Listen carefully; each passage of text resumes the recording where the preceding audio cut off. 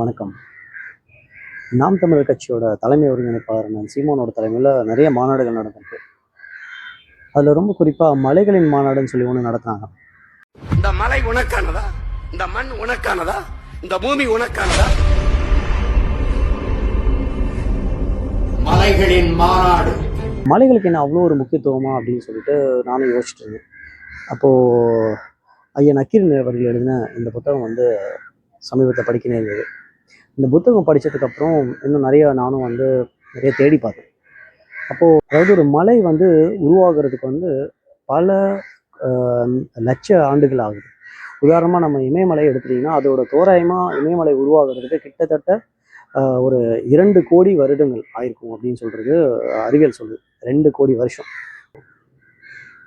ஆனால் அதே மலையை அழிக்கிறதுக்கு எவ்வளோ நேரம் ஆகுதுன்னு பார்த்தீங்கன்னா அது 10 லட்சம் வருடங்கள் எடுத்து உருவாகிற ஒரு இயற்கையோட ஒரு மலையை நம்ம இந்த மனிதர்களால் வெறும் 5 வருடத்தில் அழிச்சிட முடியும். இதுதான் அந்த ரேஷியோ. நம்மளால் உருவாக்க முடியாத எதையும் அழிக்கிற உரிமை நமக்கு இல்லை. நாம் தமிழர் கட்சியோட பல மேடைகளில் இதை நம்ம பார்க்க முடியுது.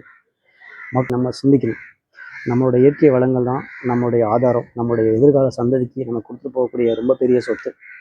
தயவு கூர்ந்து நம்மளோட இயற்கை வளங்களை நம்ம காப்பாற்றணும். நன்றி.